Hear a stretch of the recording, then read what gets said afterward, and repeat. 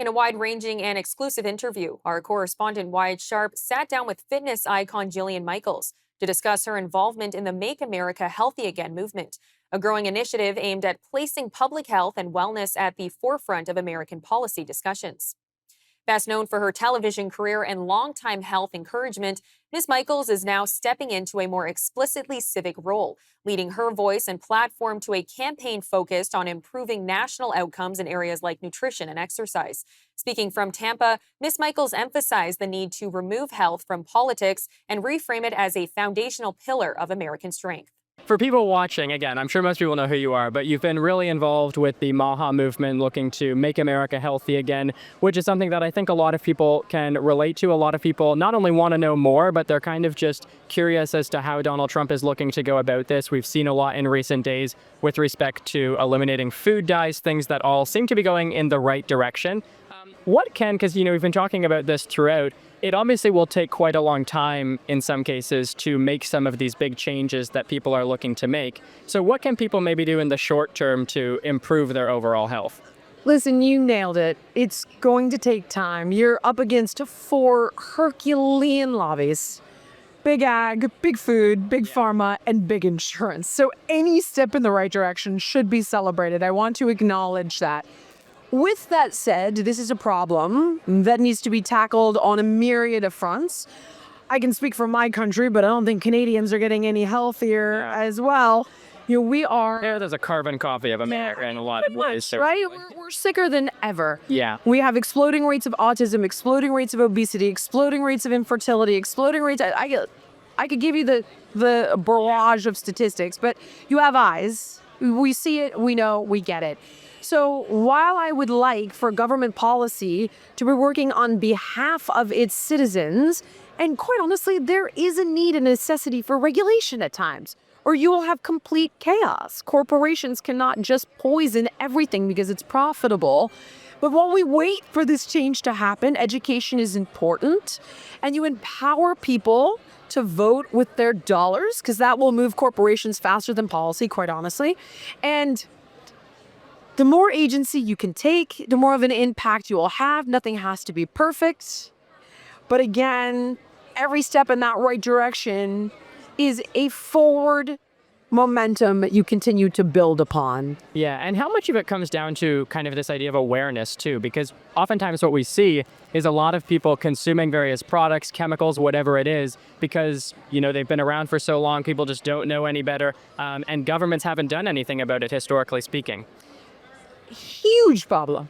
Yeah. Huge. Yeah.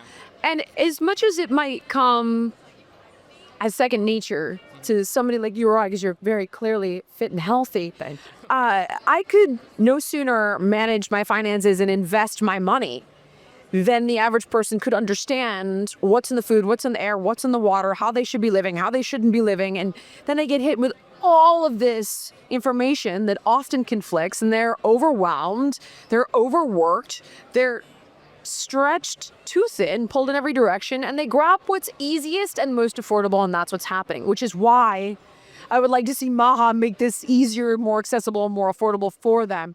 But the more we educate them on simple things, like, hey, you know what, this month, just make your goal to get a water purifier in the house, in the kitchen.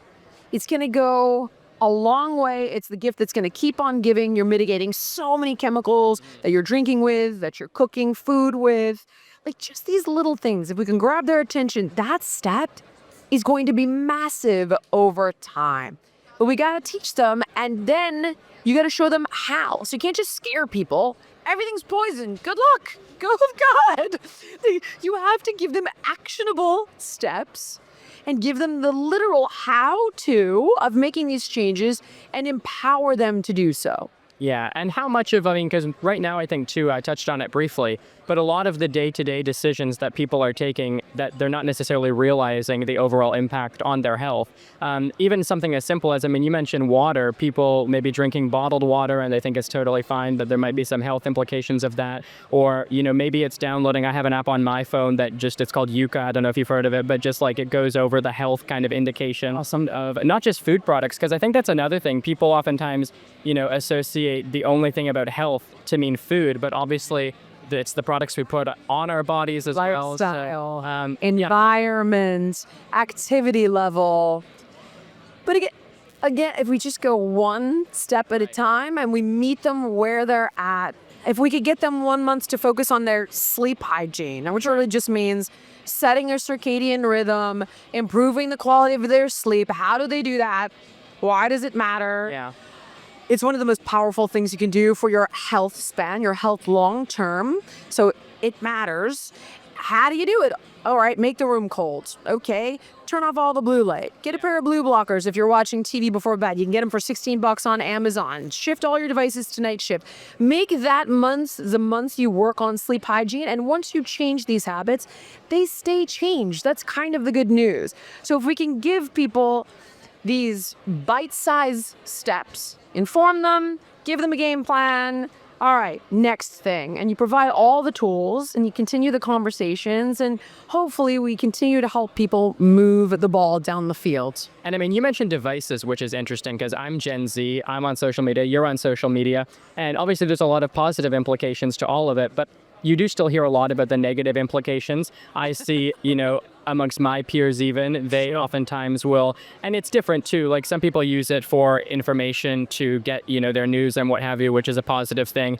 And then there's some people who will spend, again, amongst my generation, hours just doom scrolling day to day. And a lot of it too, I think, is before bed sometimes. People don't even realize it, which obviously that can have negative impacts on people's sleep as well.